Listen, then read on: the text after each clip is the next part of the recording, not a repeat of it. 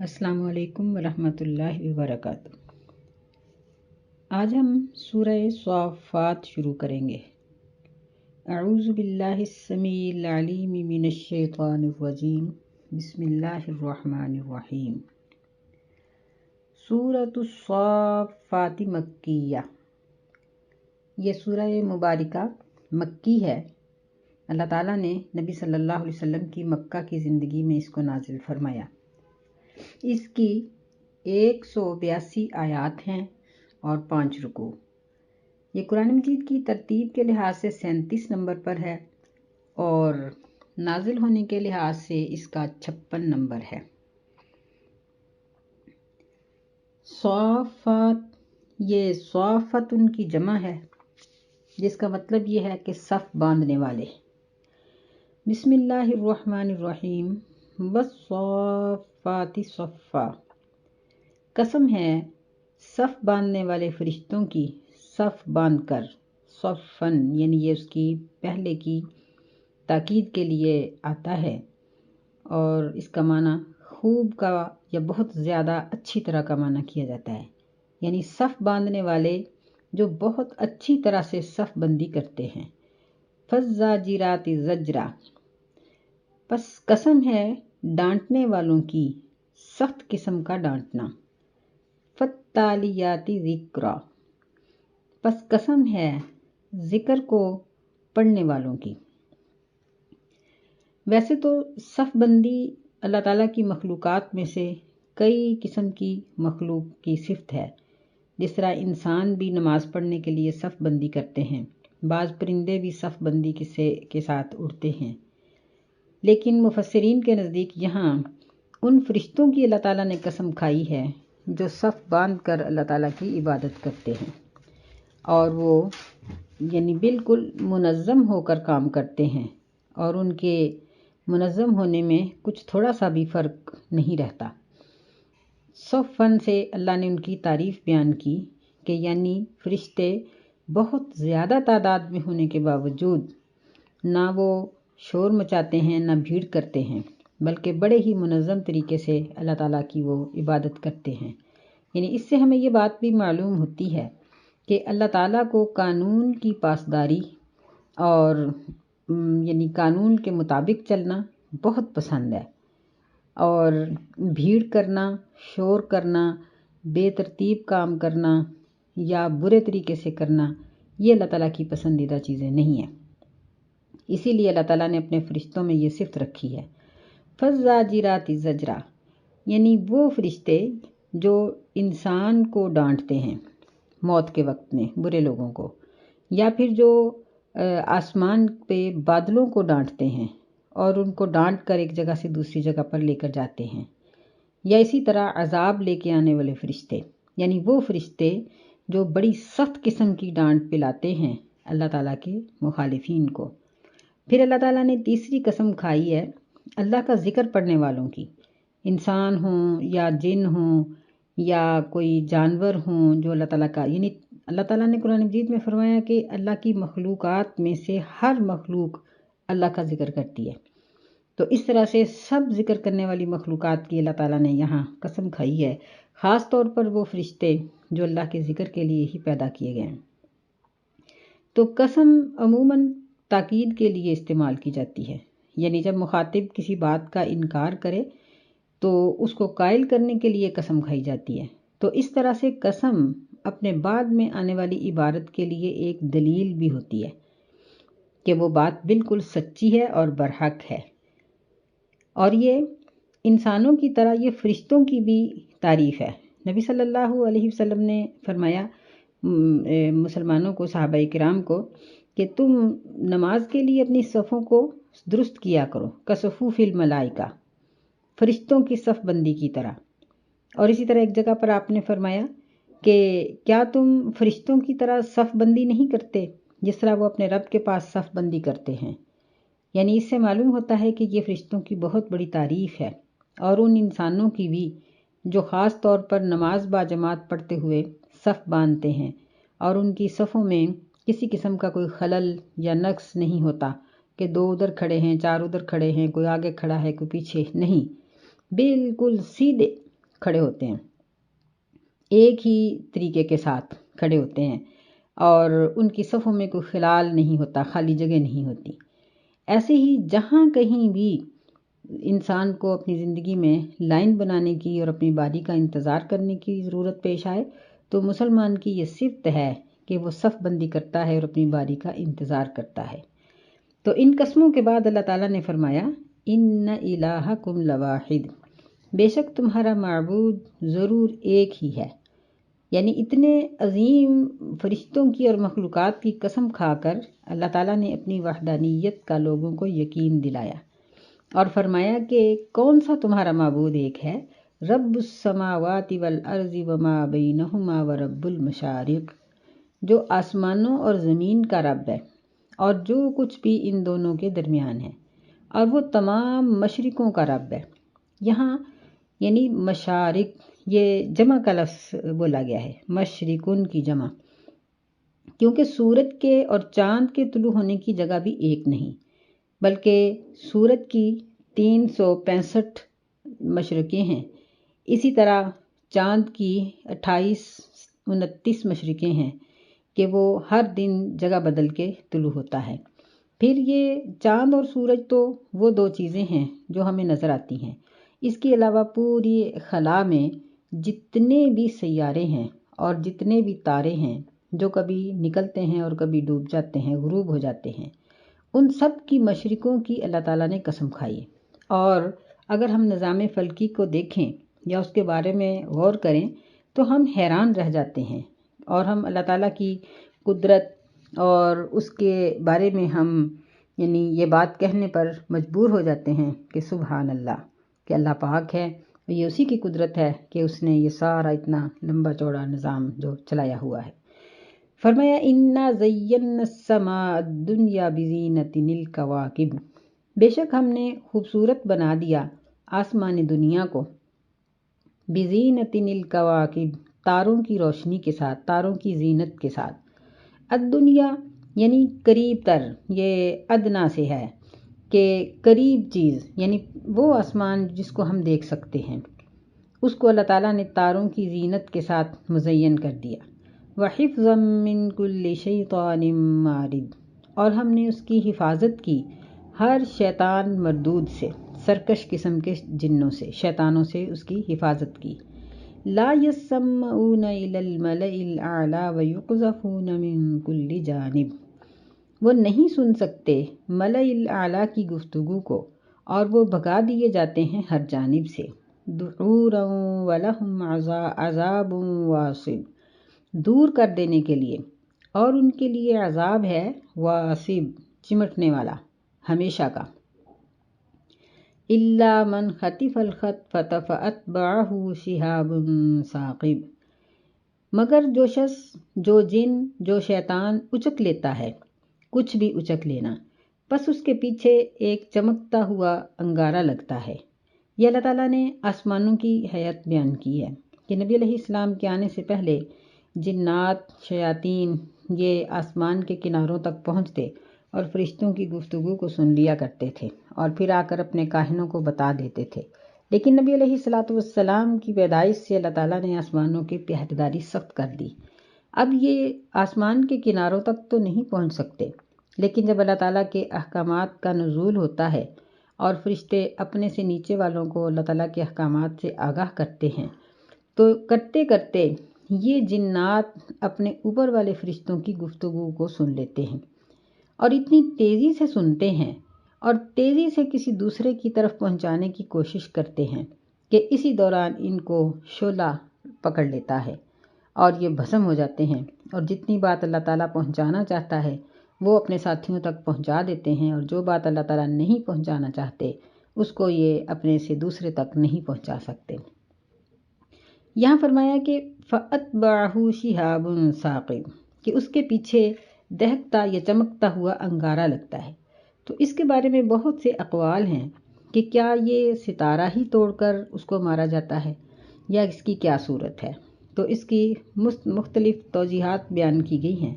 شاہ عبد القادر رحمہ اللہ علیہ لکھتے ہیں کہ یہ تاروں کی روشنی ہے جو آپس میں ٹکراتی ہے اور آگ نکلتی ہے، جو شیطانوں کو مارتی جاتی ہے۔ یعنی انہوں نے اس کی مثال ایسے دی ہے کہ جس طرح سورج کی روشنی کے سامنے جب آتشی شیشہ کر دیا جائے تو وہ سورج کی روشنی جب اس آتشی شیشے سے ٹکراتی ہے تو اس کے پاس پڑا ہوا کاغذ یا کوئی بھی چیز ہو اس کو آگ لگ جاتی ہے، تو ایسے ہی یہ تاروں کی روشنی کو ٹکرا کر اللہ تعالیٰ اس سے نکلنے والی چنگاڑی سے ان کو بھسم کر دیتا ہے، یا جس طرح بھی اس کی قدرت ہے۔ بہرحال جن کو اللہ تعالیٰ بات سن کر جانے نہیں دینا چاہتے وہ شیاطین واپس نہیں آ سکتے۔ اللہ تعالیٰ کی اتنی عظیم قدرتوں کا ذکر کرنے کے بعد جو اہم بات تھی اس کی طرف اللہ تعالیٰ نے رجوع فرمایا، اس بات کو ذکر کیا۔ فرمایا فاستفتہم اہم اشد خلقا ام من خلقنا، بس ان سے پوچھو کہ کیا ان کی پیدائش زیادہ سخت ہے یا جو کچھ بھی ہم نے پیدا کیا۔ انا خلقناہم من طین لازب، بے شک ہم نے ان کو پیدا کیا ہے چپکتی ہوئی مٹی سے۔ یعنی انسان اپنی موت کے بعد اٹھنے کا انکاری ہے، تو فرمایا کہ ان سے یہ پوچھو کہ ان کی تخلیق یا ان کو دوبارہ پیدا کرنا مشکل ہے، یا ایک ایسی چیز کو جس کا پہلے وجود ہی نہیں تھا اس کو پہلی مرتبہ پیدا کرنا مشکل ہے۔ فرمایا کہ اللہ تعالیٰ کے لیے انسان کو دوبارہ اٹھا دینا، دوبارہ پیدا کر دینا ذرا بھی مشکل نہیں۔ بل عجبت ویسخرون، بلکہ آپ تعجب کرتے ہیں اور وہ مذاق اڑاتے ہیں۔ یعنی اس سے ہمیں معلوم ہوتا ہے کہ اللہ تعالیٰ کی قدرتوں کو دیکھ کر، سن کر، پڑھ کر اگر کوئی شخص حیران ہو، تعجب کا شکار ہو تو اس میں کوئی گناہ کی بات نہیں ہے، کہ مسلمان ہی اس بات کو سمجھتا ہے کہ اللہ تعالیٰ کی یہ قدرتیں بہت عجیب ہیں، لیکن کافر یہ مذاق اڑاتا ہے، مسلمان اللہ کی قدرتوں کا مذاق نہیں اڑاتا۔ فرمایا وَيَسْخَرُونَ، وہ مذاق اڑاتے ہیں۔ وَإِذَا ذُكِّرُوا لَا يَذْكُرُونَ، اور جب ان کو نصیحت کی جاتی ہے تو وہ نصیحت کو قبول نہیں کرتے۔ وَإِذَا رَأُوا آیَةً يَسْتَسْخِرُونَ، اور جب ان کو کوئی نشانی دکھائی جاتی ہے، یہ کوئی نشانی دیکھ لیتے ہیں، یستسخرون، تو پھر وہ بہت ہی مذاق اڑاتے ہیں۔ یعنی اللہ تعالیٰ کی وحدانیت کا، اس کی قدرت کا یہ بہت مذاق اڑاتے ہیں۔ وَقَالُوا إِنْ هَذَا إِلَّا سِحْرٌ مُبِينٌ، اور وہ کہتے ہیں کہ یہ نہیں ہے مگر واضح قسم کا جادو۔ أَإِذَا مِتْنَا وَكُنَّا تُرَابًا وَعِظَامًا أَإِنَّا لَمَبْعُوثُونَ، کیا جب ہم مر جائیں گے، وَكُنَّا تُرَابًا، اور ہم مٹی ہو جائیں گے، وَعِظَامًا، اور ہڈیاں ہڈیاں ہو جائیں گے، أَإِنَّا لَمَبْعُوثُونَ، کیا ہم دوبارہ اٹھا دیے جائیں گے، پھر زندہ کر دیے جائیں گے۔ یعنی اس بات کا مذاق اڑاتے ہیں کہ کفار مکہ کئی مرتبہ نبی علیہ السلام کو یہ کہا کرتے تھے کہ نعوذ باللہ، یہ تو اللہ کے لیے خسارے کا سودا ہے کہ وہ پھر سارے انسانوں کو دوبارہ زندہ کرے۔ یعنی جس طرح ہم کہتے ہیں کہ یہ تو بہت محنت کا کام ہے کہ ایک ڈھلے ہوئے پرزوں کا ٹرک بھرا ہوا ہے، ان کو کوئی بندہ کہے کہ ان کو دوبارہ بھٹی میں ڈالو اور دوبارہ ان کو ڈھالو، تو انسان کے لیے تو یہ بہت مشکل ہے، لیکن اللہ تعالیٰ کے لیے کچھ بھی مشکل نہیں۔ انہوں نے اپنی جو موت کے بعد کی زندگی تھی اس کا انکار کرتے ہوئے اپنے ماں باپ کی زندگیوں کا بھی انکار کیا۔ کہنے لگے او آباؤنا الاولون، کیا ہمارے پہلے باپ دادا بھی اٹھا دیے جائیں گے؟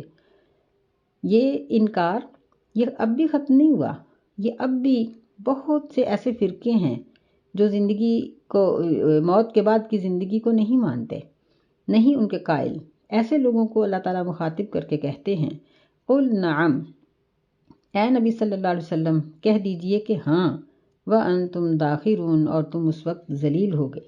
یعنی جب قیامت کے دن تم اٹھو گے تو اس وقت تم بہت ذلیل ہوگے، بہت حقیر ہوگے، تم اس طرح سے اٹھائے جاؤ گے کہ تم اللہ کے سامنے بے بس ہو جاؤ گے، بے اختیار ہوگے، تمہاری اضطراری کیفیت ہوگی اور تمہاری مرضی کا اس اٹھ جانے میں کوئی دخل نہیں ہوگا، بلکہ فَإِنَّمَا هِيَ زَجْرَةٌ وَاحِدَةٌ، پس بے شک وہ ایک ہی ڈانٹ ہوگی، فَإِذَا هُمْ يَنظُرُونَ، پس اس وقت وہ سب اکٹھے دیکھ رہے ہوں گے۔ یعنی اللہ تعالیٰ ایک ہی مرتبہ ڈانٹ کر کہے گا کہ اٹھ جاؤ سب، تو تمام انسان اپنی مرضی کے بغیر اٹھ جائیں گے، جس طرح دنیا پر وہ اپنی مرضی کے بغیر ہی آئے۔ وَقَالُوا يَا وَيْلَنَا هَذَا يَوْمُ الدِّينِ، اور کہیں گے کہ اے افسوس ہمارے لیے، کیا یہ ہے قیامت کا دن؟ اللہ تعالیٰ کی طرف سے جواب ملے گا، ھذا یوم الفصل الذی کنتم بہ تکذبون، کہ یہی ہے وہ فیصلے کا دن جس کو تم دنیا میں جھٹلا دیا کرتے تھے، یعنی یا تو تم اپنی زبان سے انکار کرتے تھے یا پھر تمہارا عمل ایسا تھا کہ تم آخرت کا انکار کر رہے ہوتے تھے۔ اللہ فرمائیں گے، احشروا الذین ظلموا وازواجہم وما کانوا یعبدون، کہ ان لوگوں کو اکٹھا کرو جنہوں نے ظلم کیا، اور ان کے جوڑوں کو بھی اکٹھا کرو، اور جن کی وہ عبادت کرتے تھے ان کو بھی اکٹھا کرو۔ تو یہاں زوج سے مراد میاں بیوی بھی ہیں، دو دوست بھی ہیں، اور اپنے سے ملتے جلتے لوگ بھی ہیں، یعنی مثلاً ایک بت کی عبادت کرنے والے تمام لوگ یہ ایک دوسرے کے زوج ہیں، چاہے وہ مرد ہی ہوں یا عورتیں ہوں۔ تو اسی طرح کسی بھی گناہ کو کرنے والے، خاص طور پر شرک کرنے والے تمام لوگوں کو ٹولیوں میں بانٹ دیا جائے گا۔ ہر گناہ کی، ہر قسم کے شرک کی، ہر بت کے پیروکاروں کی ٹولی علیحدہ ہوگی۔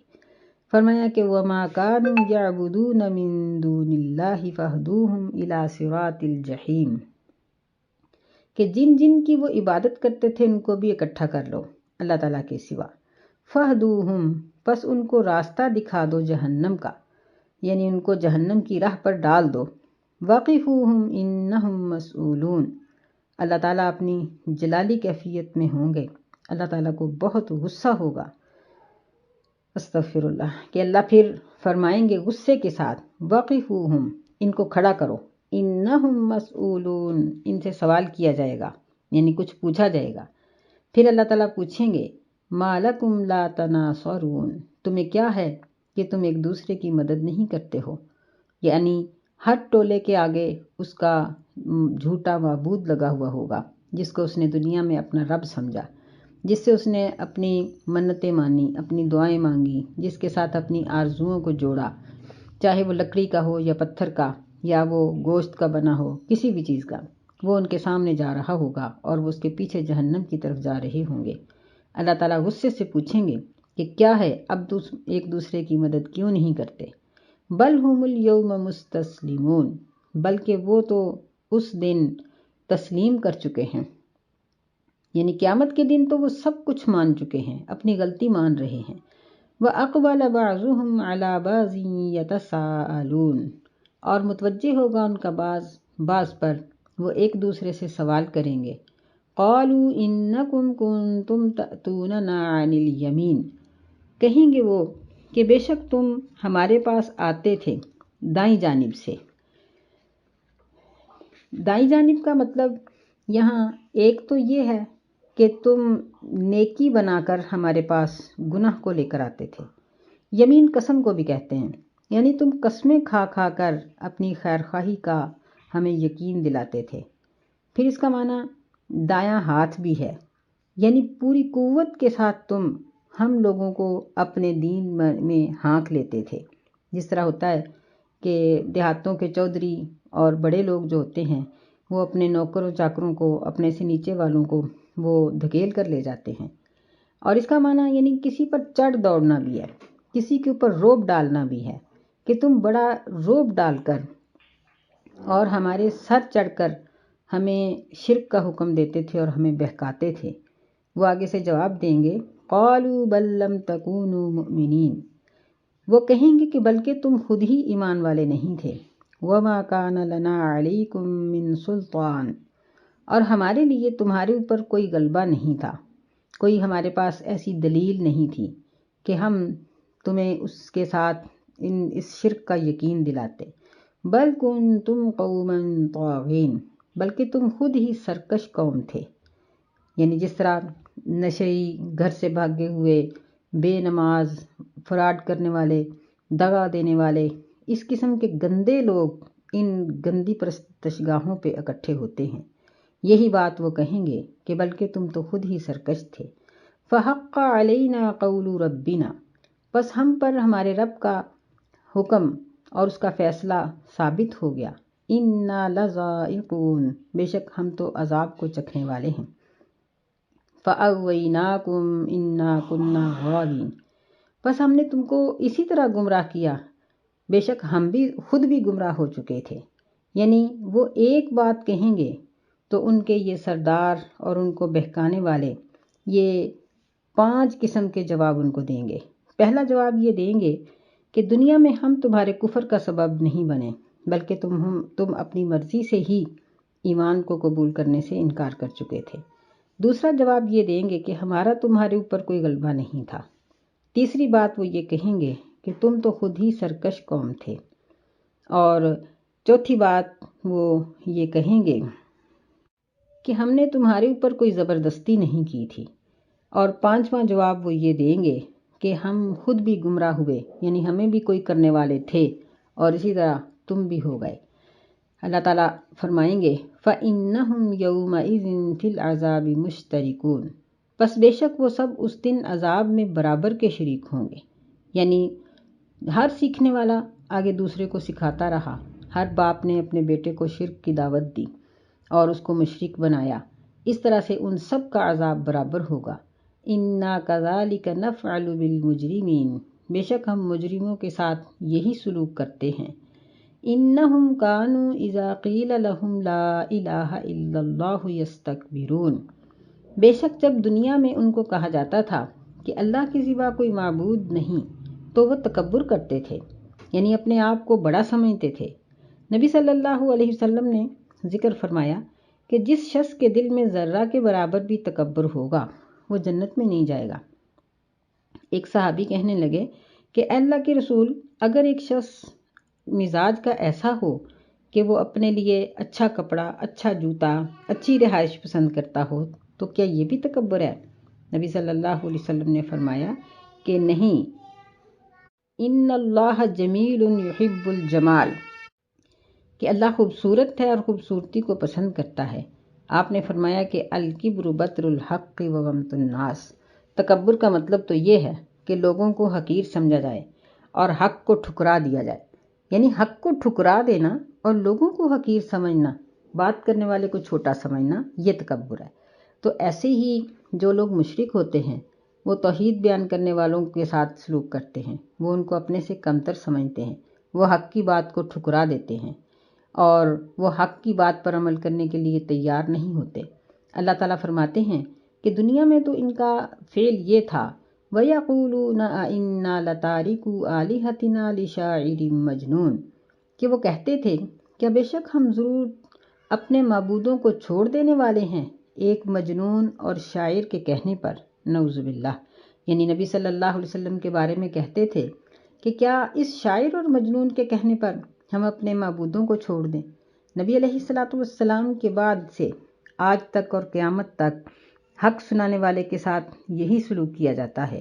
لوگ اس کو ٹھکراتے ہیں، اس کو ذلیل سمجھتے ہیں، اس کو دقیانوس کہتے ہیں، دین سکھانے والے کو، دین سنانے والے کو شرپسند کہا جاتا ہے، اس کو دنیا سے ہٹا ہوا کہا جاتا ہے اور طرح طرح کے الزامات دیے جاتے ہیں۔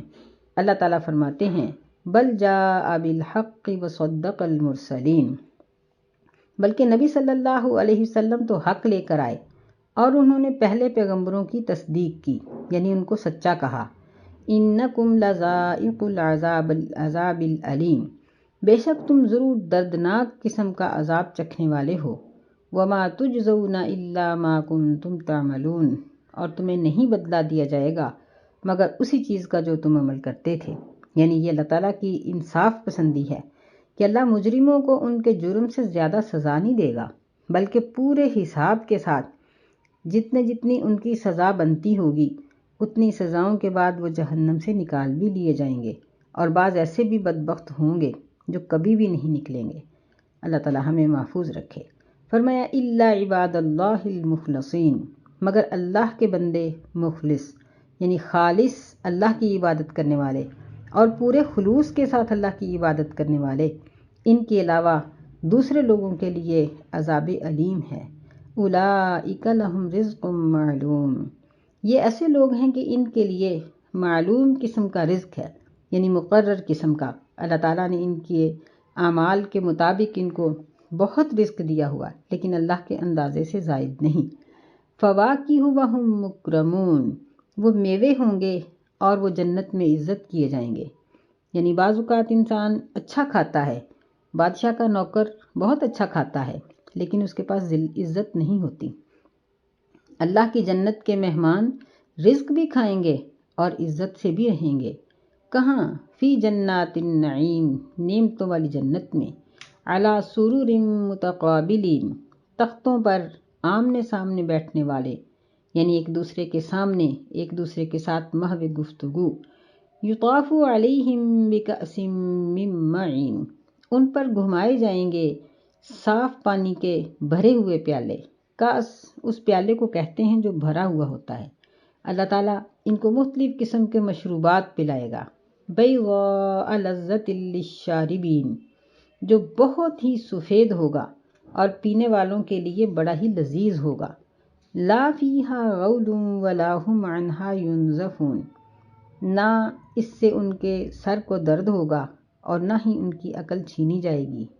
وعندہم قاصرات الطرف عین، اور ان کے پاس موٹی آنکھوں والی عورتیں ہوں گی، یعنی اللہ تعالیٰ ان کو حوریں بھی عطا فرمائے گا۔ کأنہن بیض مکنون، گویا کہ وہ انڈے ہیں چھپائے ہوئے، یعنی انڈوں کی جو سفیدی ہوتی ہے نا، وہ بڑی ہی خوبصورت ہوتی ہے۔ بعض نے اس کا مفہوم یہ لیا ہے کہ انڈے کے نیچے جو ایک باریک سی جھلی ہوتی ہے وہ بھی بڑی، یعنی اس کی سفیدی بڑی عجیب سی ہوتی ہے، بہت خوبصورت سفیدی ہوتی ہے۔ تو یہاں بیض مکنون کا مطلب یہی ہے کہ انڈے کی اندر والی جو جھلی ہے اس کی طرح جو اندر کا چھلکا ہوتا ہے باریک سا، اس طرح کی ان کی بہت ہی خوبصورت سفیدی ہوگی۔ اور بعض نے اس کی تفسیر یہ بیان کی ہے کہ شتر مرغ جو عرب لوگوں کی ایک پسندیدہ غذا ہے اور اس کے انڈے کا رنگ بھی بہت ہی سفید ہوتا ہے، تو جب یہ انڈا دیتا ہے تو اپنے ملائم پروں کو پہلے نیچے بچھاتی ہے اس کی مادہ، پھر انڈا دیتی ہے اور اوپر سے ان پروں کے ساتھ ہی ڈھانپ دیتی ہے۔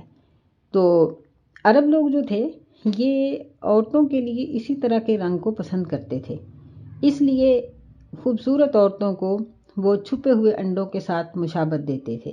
یعنی دونوں ہی اس کے مفہوم بنتے ہیں کہ ایک تو یہ کہ انڈے کی اندر والی باریک جھلی، اور ایک یہ کہ شتر مرغ جس طرح اپنے انڈوں کو چھپا دیتا ہے، تو اسی طرح عرب لوگ خوبصورتی کی یہ مثال دیا کرتے تھے۔ بہرحال ان آیات میں اللہ تعالیٰ نے جنت کی نعمتوں کا مختصراً ذکر کیا ہے تاکہ اللہ کے بندے جہنم کے عذاب کو پڑھ کر سن کر اللہ کی رحمت سے نا امید نہ ہو جائیں، بلکہ وہ اللہ کی رحمت کے امیدوار رہیں، اور اپنی یہ چند روزہ زندگی جو آدھی تو ہم سو کر گزار دیتے ہیں اور تھوڑا سا جو وقت باقی بچتا ہے اس میں اپنے فرائض کو ادا کر کے اور نوافل کو ادا کر کے وہ اللہ تعالیٰ کی رحمت کو حاصل کر سکتے ہیں۔